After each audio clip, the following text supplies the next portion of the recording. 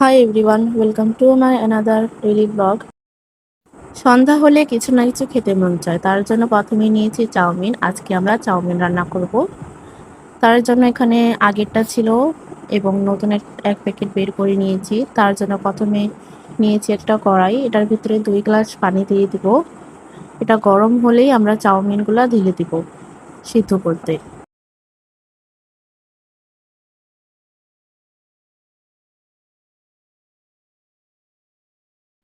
এই তো আমি চাউমিন বানানোর জন্য এগুলো বের করে নিয়েছি। এটার সাথে একটা মশলা ছিল এবং তেলের একটা ছিল মশলাটা, এটাও নিয়ে নিলাম। তো দুইটাই আমি চাউমিনের ভিতরে দিব। এখন পানিটা গরম হয়ে আসছে, তখনই আমি চাউমিনটা দিয়ে দিয়েছি।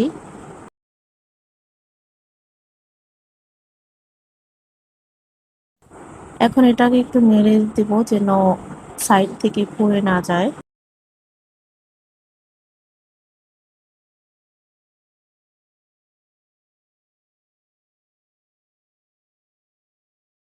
আমি একটু পর পর নাড়াচাড়া করে দিতেছিলাম যেন এটা একের সাথে একটা লেগে না যায়। এই তো এটা হয়ে গিয়েছে। এখন একটা জালি হাঁচির ভেতরে এটাকে নামিয়ে নিচ্ছি। তারপর একটা বরফ পানি রেখেছিলাম, ওইটার ভিতরে ডুবিয়ে দিব যেন একটা একের সাথে আরেকটা লেগে না যায়। এখন একটু লাড়াচাড়া করে দিতেছিলাম।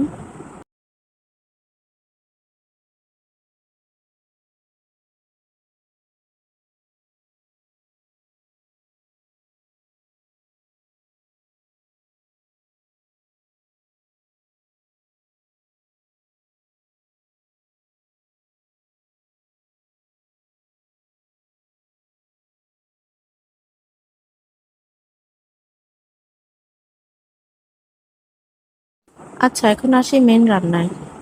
তার জন্য প্রথমে নিয়েছি একটা কড়াই, এর ভিতরে দিব অল্প একটু পরিমাণ মতন তেল।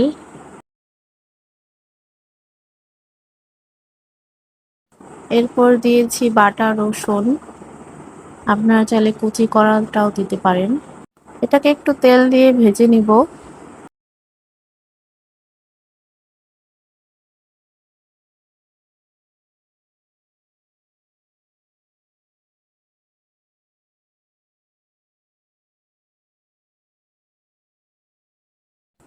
এই তো ভাজা শেষ, এখন দিব কাঁচামরিচ আর পেঁয়াজ। এটাকেও একটু নাড়াচাড়া দিয়ে নেব।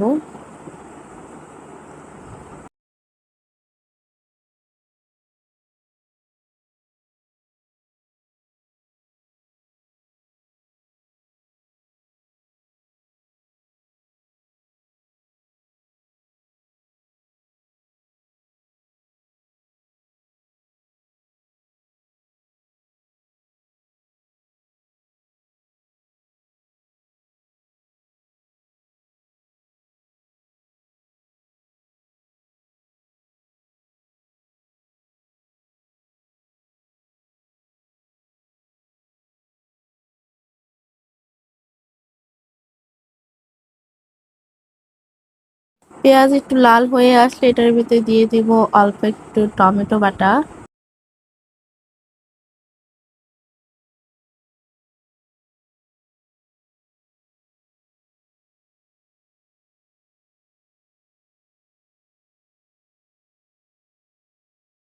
খুব ভালোভাবে এটাকে কষায় নেব।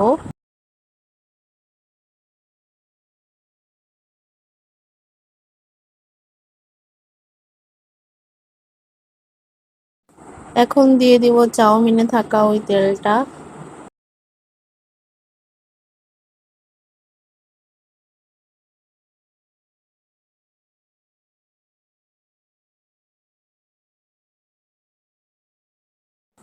দিয়ে আবার একটু নেড়ে নেব। কষায় নেওয়ার পরে দেব কাটা মুরগি। এটাকে খুব ভালোভাবে কষায় নিব এবং ভাজা ভাজা করে নিব।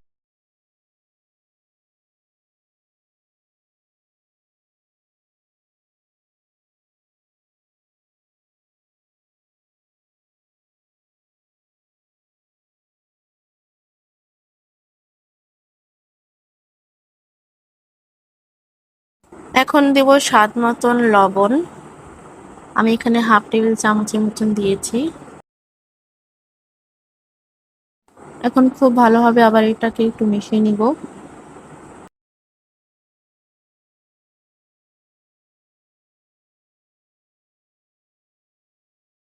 এখন দেব সিদ্ধ করা চাউমিন।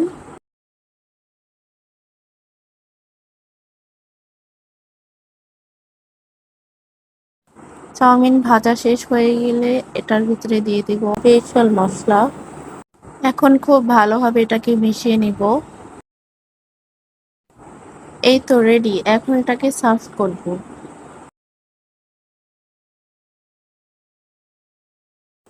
দেখতে যতটা সুন্দর, খেতে ততটাই মজা। আপনারাও বাসায় ট্রাই করবেন এবং আমাকে জানাবেন কেমন হয়েছে।